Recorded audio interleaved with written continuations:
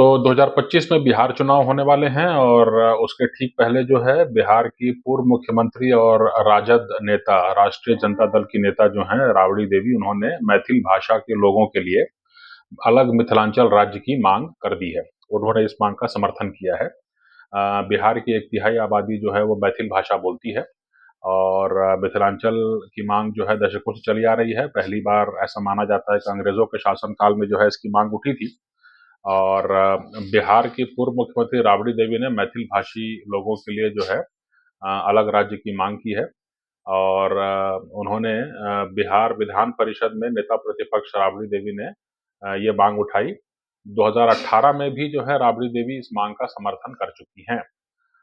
ये बात जानकारी होनी चाहिए कि जो है बिहार से ऑलरेडी जो है झारखंड एक राज्य अलग हो चुका है। आंध्रा से तेलंगाना अलग हो चुका है, मध्य प्रदेश से छत्तीसगढ़ अलग हो चुका है।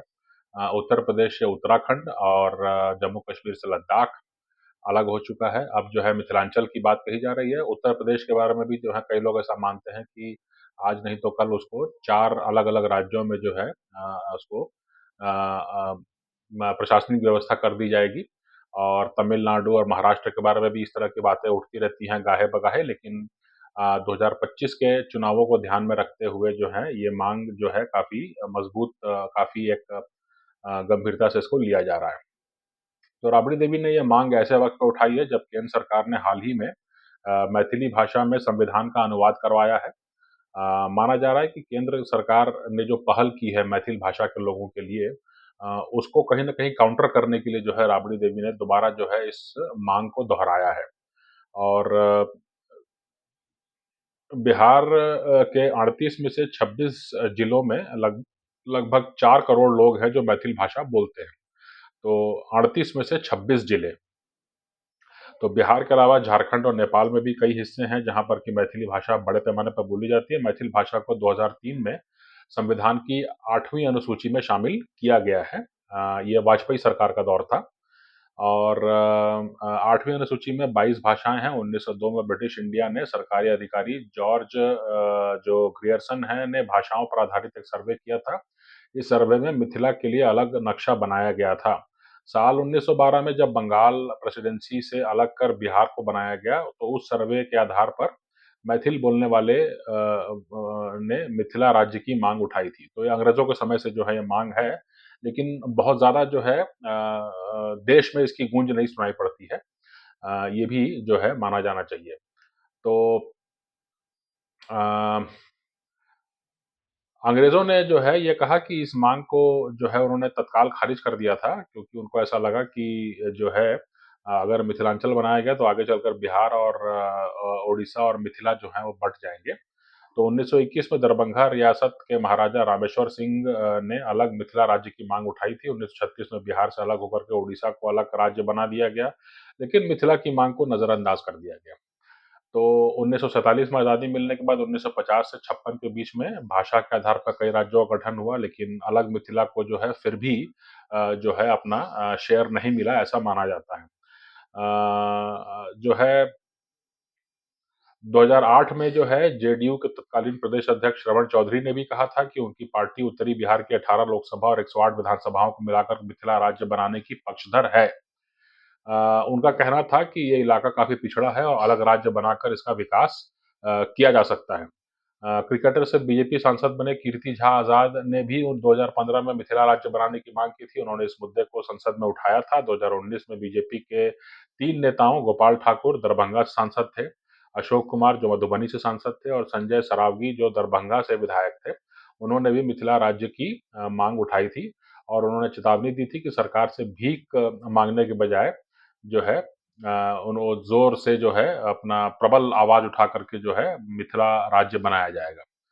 अब मिथिलांचल में जो है बिहार और झारखंड के बड़े हिस्से और नेपाल के कुछ ज़िले भी शामिल हैं चूँकि जो है वहाँ की मूल भाषा मैथिली है। इसे बोलने वालों को मैथिल कहा जाता है।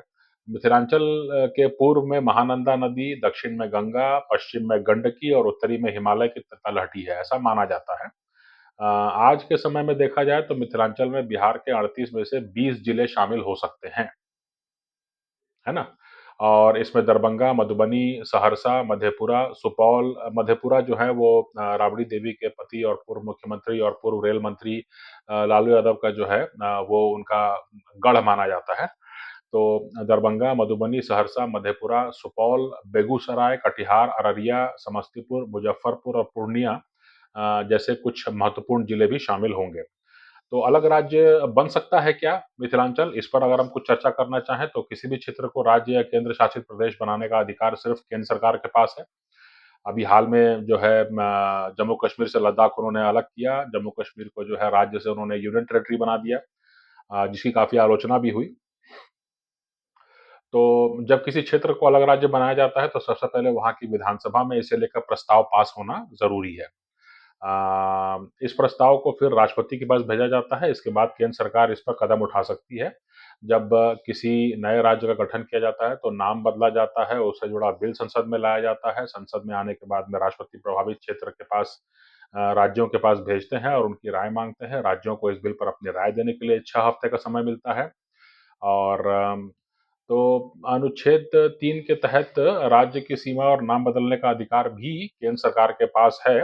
केंद्र सरकार चाहे तो किसी भी राज्य को उसका कुछ क्षेत्र अलग कर सकती है, 2 या उससे ज़्यादा राज्य राज्य के क्षेत्रों को अलग करके एक नया राज्य बना सकती है, किसी राज्य से उसका क्षेत्र अलग कर किसी दूसरे राज्य में मिला सकती है, किसी राज्य की सीमा में बदलाव कर सकती है, किसी राज्य की का नाम भी बदल सकती है। तो आज़ादी के बाद 1956 में राज्य पुनर्गठन कानून बना तो उसमें 14 राज्य और 6 केंद्र शासित प्रदेश बने थे। मौजूदा समय में भारत में 28 राज्य और 8 यूनियन टेरिटरीज़ हैं। आज़ादी से अब तक 5 राज्यों कर्नाटक, पहले मैसूर, तमिलनाडु, पहले मद्रास, उत्तराखंड, पहले उत्तरांचल, ओडिशा, पहले उड़ीसा और पुडुचेरी, पहले पौंडीचेरी के नाम बदले जा चुके हैं, जबकि 4 केंद्र शासित प्रदेशों हिमाचल प्रदेश, मिज़ोरम, अरुणाचल प्रदेश और गोवा को आगे चल कर के राज्य बना दिया गया। तो मिथिलांचल की राजनीति तो अभी शुरू हुई है, 2025 में चुनाव है, तो उसके पहले जो है इस पर जो है डिबेट होगा और कहीं न कहीं भाजपा और जो सत्तारूढ़ जो दल हैं, भाजपा और जदयू और इसके अलावा तीसरी पार्टी है प्रशांत किशोर की जन स्वराज दल, उनको भी जो है इस मुद्दे पर कभी न कभी स्टैंड लेना होगा। अ, देखते हैं कि इस पर क्या मुद्दा निकल के आता है, लेकिन जो है राजद ने अपना स्थिति को मजबूत करने के लिए और मैथिल एक बड़ा वोट बैंक है, उसको जो है उसका उसका जो है वोट पाने के लिए जो है एक बहुत बड़ा दांव चला है। अब भाजपा को देखना होगा कि वो कैसे जो है इसका काउंटर करती है इसको।